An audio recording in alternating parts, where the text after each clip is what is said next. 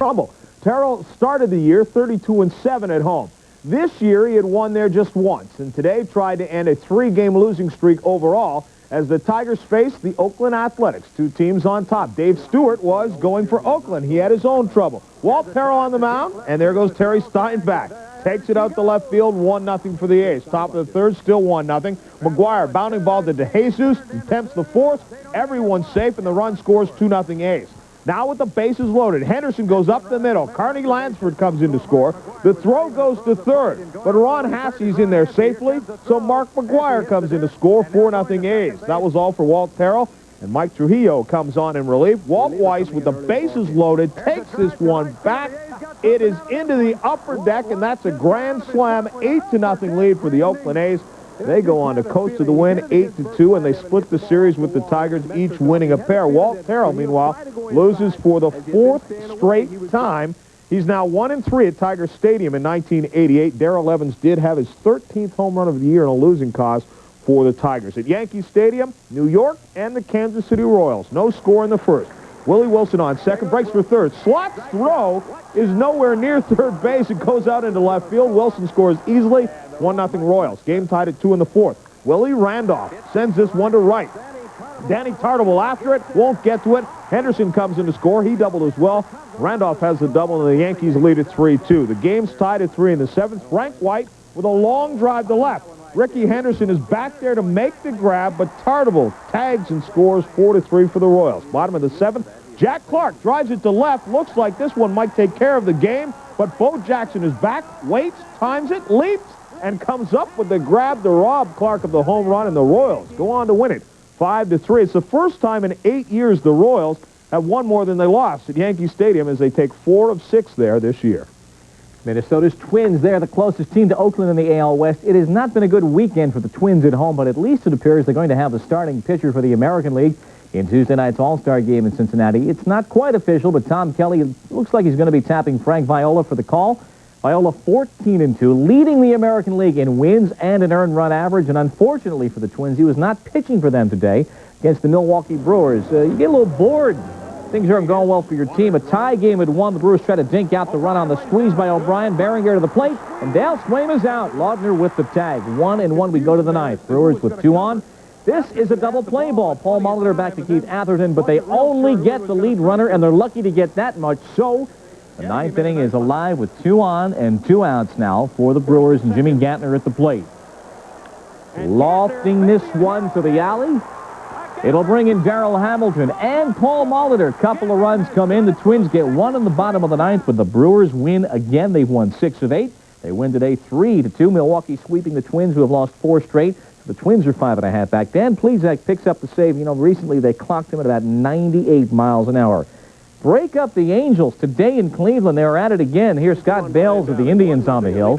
Ryan Downing in the first inning gives this one a ride. The second homer of the inning for the Angels. 2-0 California. Now the Indians hanging tough, but Tony Armas on a hitting tear. Last 6 games, he is 10 for 21. Here he goes with a 2-run shot, and the Angels take a 5-2 lead. Sherman Corbett, they got touched a little bit here in the 7th. Ron Washington with a double to bring in Willie Upshaw. It's a 2-run game, but out of the bullpen, here comes Greg Mitton to get Domingo Ramos to end the 7th inning. Bit of a goal for the Indians as Devon White and Brian Downing also having home runs. The Angels have won 5 straight, 17 of 23. The Indians have lost 4 straight, and again, that final is by the count of 7-5, and the Angels are right now in 4th place. Hey, the Blue Jays are happy indeed that Jimmy Key is back and producing, and he had plenty of help today against Seattle. Rance Mulliniks here, the very first inning, takes Mike Moore deep. It's a fair ball. It's a 2-run homer. Number 8 on the year for Rance. It's 2-0 Blue Jays, and later in that first inning, that's Rick Leach slicing it into left center. Here comes Ernie Wood. Here comes Fred McGriff. There goes a 5-run inning for the Toronto Blue Jays, and Jimmy Key, he didn't need those many runs. In fact, he just needed 1 run today. 8 innings of shutout baseball as the Jays win 5-0. Key has won 3 straight games since coming off the DL. Only 2 Mariners got beyond first against Key. That ERA is down to 1.83. You see it's 0.7 since he's off the DL. Mike Moore has lost 6 straight to Toronto. And by the way, the Blue Jays sending relievers Mark Eichhorn and David Wells down to Syracuse. hot in Baltimore. How hot? How about 120 degrees on the field? 2-1 over the Texas Rangers. The O's win. Juan Bautista and a couple of relievers combined on the 7-hitter. Bobby Witt pitching well, just up again from the minors. Also in Chicago, the last of a 5-game series. Chicago beats Boston 4-1. Dave LaPointe throws 7 shutout innings. The Sox take 3 of 5. The White Sox, Steve Curry losing in his major league debut. And by the way, Mike Greenwell had the RBI for Boston. He now has 71 RBIs. Ozzie Guillen, the only White Sox player named to the All-Star team. He's not going to Cincinnati. He's got a nerve problem in his leg. He'll stay home. And the Royal shortstop, Kurt Stillwell, is going to be an American League reserve. Alan Trammell's injured as well, so likely Cal Ripken Jr. will get the start. Mets looking for additional bullpen help, if you can believe that. Today sent left-hander Gene Walter to the Seattle Mariners in exchange for right-hander Edwin Nunez. Walter was 0-1 with a 3.78 ERA in 19 games. Nunez 1-4 with a 7.98 ERA, although he led the Mariners with 12 saves last year. The Mets' Dwight Gooden will start in Tuesday's All-Star game, Gooden making his 4th All-Star appearance and his 2nd start. Meanwhile, the Mets had more important things to worry about in Houston today, on the verge of being swept by the Astros, who are suddenly trying to make a charge in the National League West. Howard Johnson, as the Mets were down 3-2 against Danny Darwin, his 16th home run of the year, 2-run home run, just like that. The Mets on top 4-3. Astros down 5-3 in the 8th. But Terry Poole from Saskatchewan goes downtown against David Cohn. It's a solo home run, and Houston trails 5-4. Then in the 9th, with 2 outs, Bill Dorn slaps Myers' pitch to left. Kevin McReynolds makes a good play to keep it from going to the wall, but Craig Reynolds scores. Kevin Bass gets to 3rd, and the game is tied up at 5. Next batter, Rafael Ramirez, in as a pinch hitter. Lines this one to left field. Bass comes home with the winning run, and the Astros have done it, sweeping the Mets. 6-5 was the final. Juan Augusto 6-0 as he comes in and pitches the final inning of relief. Darryl Strawberry was 4 for 4 in today's game, but not hits. 4 times up, 4 strikeouts. In Los Angeles, a matchup of 2 All-Star pitchers, Bob Walk of Pittsburgh, Orel Hershiser of the Dodgers. And that's Tommy Lasorda with the shades on, looking at all this All-Star talent. Bob Walk will be in replacing Robbie Thompson against fellow All-Star Orel Hershiser. Hershiser in control early. Makes Barry Bonds look silly on this pitch, and he's gone. He retired the first 11 in a row. Then All-Star Andy Van Slyke steps up. Boom. This one is long gone into the bullpen, a solo home run. Van Slyke's 14th of the year, and we're tied up at 1-1. Former Dodger R.J. Reynolds burned his old teammates. Facing Hershiser here, takes him up the middle with a bases-loaded single. Barry Bonds scores, Van Slyke scores. 3 runs batted in for Reynolds today, 4-1 for the Pirates. They did it with the glove as well. Walk induces a pop-up to the left side by Socha. Now, who's going to get this one? Watch Rafael Belliard come flying in and make a great behind the, turns his glove around and makes a great catch. 5th straight win for the Pirates as they clobber the Dodgers. 7-2 is the final. Bob Walk is the first Pirate pitcher with 10 wins by the All-Star break since Don Robinson did it in 1982. As we told you, he'll be on the All-Star team replacing injured Giants second baseman Robbie Thompson. He wins his 5th straight. In San Francisco, meanwhile, the Giants and the Cardinals. Wind was blowing out at Candlestick today. No score in the second. Mike Aldretti hits Danny Cox deep to left center. Willie McGee runs out of room, and this one's a souvenir.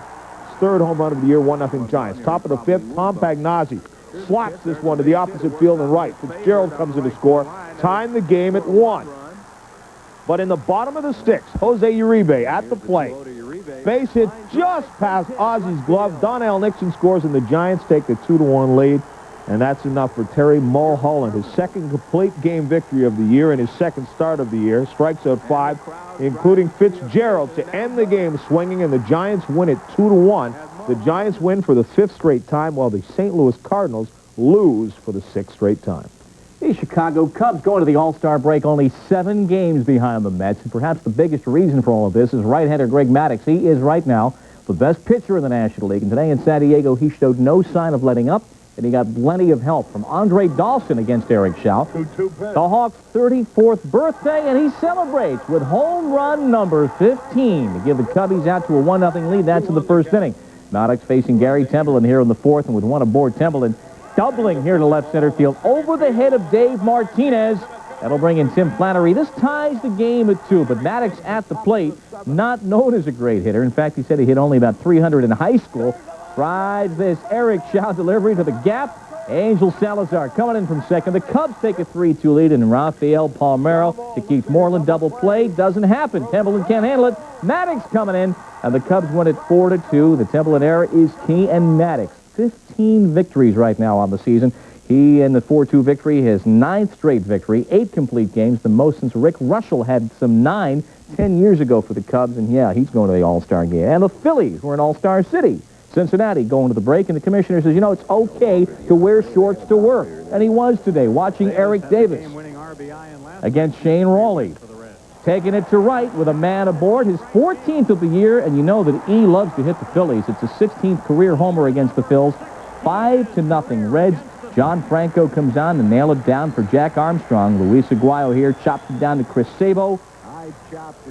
Backs up a little bit. The Reds go to the break with a victory, beating the Phils 5-4. Phils have lost now 8 of 10. Eric Davis, who declined to talk to the press after the game, was 3 for 4. Got the average up to 247 and 45 RBIs on the season. Also today, Montreal will take a 7-game winning streak to the break. 13 innings and a 4-2 win over Atlanta. Tom Foley threw out Gerald Perry at the plate, and then Foley singled in the winning run. The Expos 7.5 behind the Mets. Was concerned the Astros could be out of the pennant race before the All-Star break. Coming into their weekend series with the Mets, the Astros had dropped 8 of their last 10. They trailed the first-place Dodgers by 8.5. But Houston responded by taking 2 from the Mets, and the Astros went for the sweep this afternoon against Davey Johnson's team.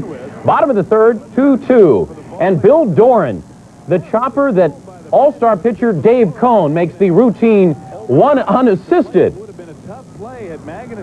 Cone with 9 victories going for his 10th of the year against Hal Lanier's squad. And he was banged around the ballpark, but had a little bit of help from Lenny Dykstra, flagging down Alex Trevino's smash to deep center. Bottom of the ninth, 5-4 New York, 2-on-2 outs. Bill Doran rips the single. Craig Reynolds scores. McReynolds has problems in the outfield. Tie game. Next batter, Rafael Ramirez against Randy Myers, and that is your game winner. The Astros come from behind, and they do it against the best reliever perhaps in the National League right now. Football tomorrow. Immediate free agent. Sweep the Mets by a count of 6-5. Darryl Strawberry struck out 4 consecutive times. To San Diego for the Padres and the Cubs, and Eric Schau on the mound facing his old pal, Andre Dawson, celebrating his 34th birthday. These two, of course, had words last year. I think Andre answered those words with this home run. His 15th of the year, and the Cubs went up 1-0. Bottom of the 6th, Greg Maddux looking for his 9th consecutive victory. 15th on the year, and had a little bit of help from Ryan Sandberg. The stab on Eric Schau's liner, or bloop. Top of the 7th, score tied at 2 apiece. Looked like a What about management? good afternoon for Maddux at the mound, but also at the plate as he gives the RBI single. That gives the Cubs the go-ahead run, and this looked like a double play ball. Keith Moreland, but Gary Templeton just flat out blows it. Another run will score. Maddux comes plateward, and it was 4-2 Cubs. That was all Maddux needed. As he picks up his 15th victory of the year, his first game-winning RBI, the Cubs are just 7 games back of the Mets. The Expos went after their 7th in a row. They played the Braves, game tied 2 apiece, top of the 13th. Bruce Sutter, he gives up the bloop single to Tom Foley, and pinch runner and former Brave Pascual Perez will score the go-ahead run. Foley goes to second. Mike Fitzgerald holds on at third. Next batter, Luis Rivera against Sutter, and the smash back through the box goes off Sutter's face. Fitzgerald scores, and the Expos went up 4-2, and that is the way it ended. The Braves are on a pace to win only 58 games. In their last 28 extra inning games, Montreal has won 24 of them. It looks like it's going to be one dandy second half. I would think so. You know, Whitey Herzog was concerned about his pitchers because for a rookie to get lost in the spotlight. Oakland shortstop Walt Weiss found that out after hitting his first major league home run earlier this year. The fan who caught the ball asked Mark McGwire to autograph it. Weiss was afraid the next time he homered, a fan would want Jose Canseco to sign it.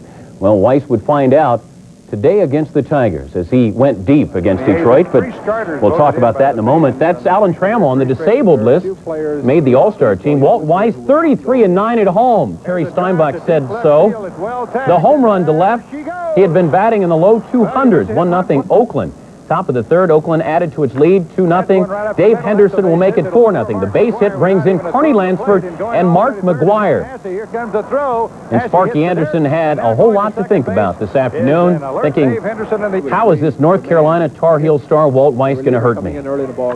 And Weiss, who's been in a terrible slump, hits his first Major League grand slam, an upper deck job. 8-0 Oakland. They held on to win it behind Dave Stewart by the count of 8-2 after hitting just one homer in his first 34 games. Darrell Evans has now hit 12 in his last 44. Tigers' loss gave the Yanks a chance to move to within a pair of the top. Bottom of the fourth against the Royals, 2-1 Kansas City, and Rickey Henderson slices to right field off Floyd Bannister. Don Slot scores, tie game. Kansas City went ahead 4-3, bottom of the seventh. This could have been the game-tying home run. Jack Clark, Bo Jackson, and Bo wins this battle to the ninth, and Dave Righetti on in relief. Frank White, he's hitting over 400 in his last 30 games with the RBI double past Rickey Henderson. Kevin Seitzer scores the insurance run. Kansas City went up 5-3, and that is the way it ended. New York is now 0-27 when trailing after 7 innings.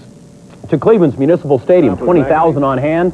This guy on the left, not too excited, I don't think. The Indians went over the million mark, the earliest they have done that since 1948. Second pitch of the game, Devon White takes Scott Bales deep to left, 1-0. The Angels, top of the fourth, 1-on, 3-2 Angels. And Tony Armas, the umpire said this one went around the foul pole. Okay, I guess. His 5th home run of the year. The Angels hold on for the 7-5 win. They sweep the series, the first time they've done that in Cleveland since 1967. California has won 17 of their last 23, but the Angels still 5 games under 500. John? Well, the Twins did such a great job of closing the gap between themselves and Oakland, only to find Milwaukee had come to town to ruin, at least for the moment, its run towards the top. Those thorny Brewers did it to them again. This time with the score tied at 1 and runners at first and second. Squeeze bunt, but Juan Berenguer, Senior Smoke, jumps on it. Tim Laudner blocks the plate and tags out Dale Swain. Top of the ninth, still tied. Runners on second and third. And here's that guy again. Yesterday, Jim Gantner had a base hit in the ninth to drive home Darrell Hamilton and Paul Molitor with the winning runs. Today, base hit in the ninth to drive home. Yep, Darrell Hamilton and Paul Molitor with the winning runs. Twins mounted a comeback, though. In the bottom of the ninth, made it close. Brian Harper gets one off his fist, but manages to slice it into right center field for the base hit that scored a run to make it 3-2. And then pinch hitter Gary Gaetti came in and launched one with a man aboard that would have won it with 2 out, but for some reason the ball hung up. It usually doesn't, but this time it unfortunately did, and Dan Plesac walked out with his 22nd save. The Brewers walk in and sweep the Twins. The Twins have dropped 4 in a row as Milwaukee edges over 500. Sox versus Sox, Part 5. The Red Sox and White Sox. John McNamara trying to figure out if Psycho 12 would fit into his lineup. That was Steve Lyons' bat. This is Greg Walker's bat. Into the gap in left center field, and the Red Sox were really hurting. 2 runs scored, and the White Sox were off and running. These 2 teams had split 2 games each over the past 2 days, and today the rubber game of the 5-game, 3-day series went the way of the White Sox because great defense. Mike Greenwell watched Dan Pasqua rob him on the track. The very next batter is Jim Rice. And guess what? Jim Rice takes Dave LaPointe's pitch into the same place, but this time Pasqua wouldn't get it. Darrell Boston Wood with a sliding grab. Back-to-back great defensive plays. White Sox beat the Red Sox 4-1. And so, as we said, the White Sox take 3 of 5 in a weird 3-game series. Meanwhile, a tough loss for Bobby Witt in Baltimore today. He was just called up from Oklahoma City, and Witt struck out 10, allowed only 5 hits, and got almost no help from his offense. Odemie McDowell also just up, had 3 hits and 2 stolen bases in a losing cause. In Toronto, Jimmy Key, what a story, off the disabled list after 9,000. Key has now won 3 straight games today, blanking the Mariners. Seattle, by the way, made a trade today, sending reliever Edwin Nunez to the Mets for reliever Gene Walter. It was a straight-up deal in every sense, since neither pitcher has yet to record even 1 save this season.